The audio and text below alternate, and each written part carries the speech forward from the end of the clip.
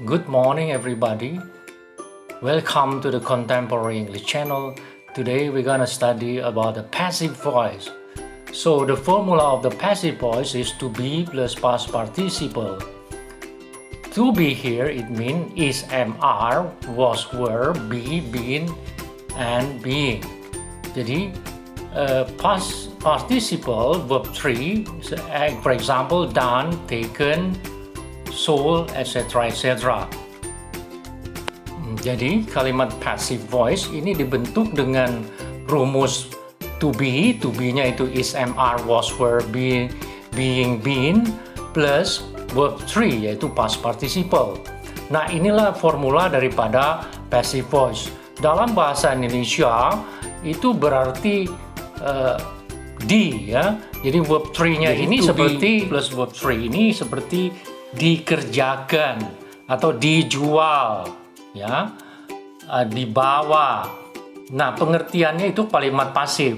Nah, sekarang kenapa kita harus menggunakan kalimat pasif? Ya, how? Okay, let's see. Now, the first, it means the passive voice is used when we want to emphasize the action, the verb, and the object of a sentence rather than the subject. Jadi, kalimat pasif ini digunakan untuk menekankan objeknya atau kata kerjanya dibandingkan subjeknya. Now, let's see the example. Everybody drinks water.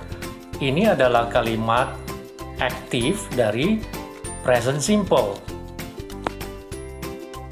Present tense. Nah, kalau kita balik menjadi kalimat pasif, maka water is drunk by everybody. Nah, water itu objeknya adalah water, ya. Kemudian air diminum oleh semua orang. Kalimat aktifnya adalah semua orang meminum air. Karena kita pentingkan adalah air, maka air ditaruh di depan. Airlah yang diminum oleh semua orang.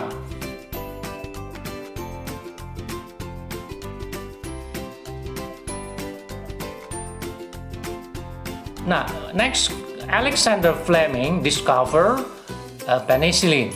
Nah, Alexander Fleming ini menemukan penicillin.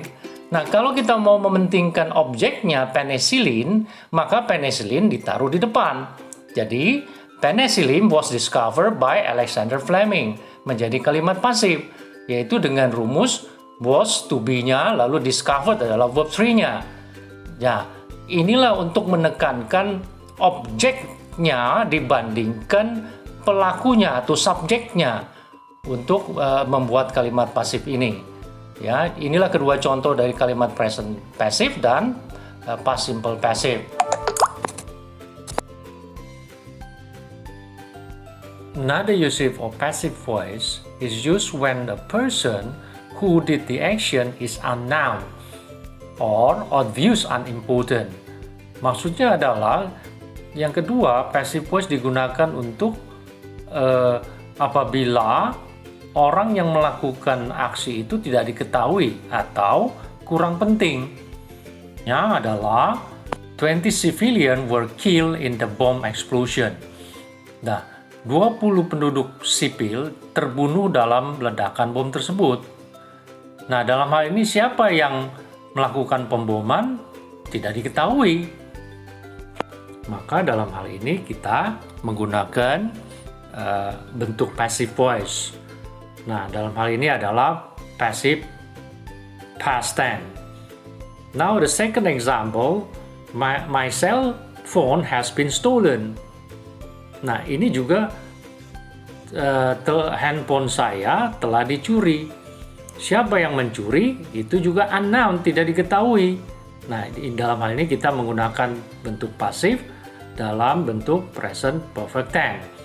Yaitu rumusnya adalah has atau have plus been plus verb 3, telah dicuri. Now the last example, a new flyover will be built. Nah, dalam hal ini adalah bentuk pasif dalam simple future tense. Sebuah jalan layang baru akan dibangun. Nah, siapa yang membangun itu juga tidak begitu penting. Yang dipentingkan adalah new flyover-nya itu.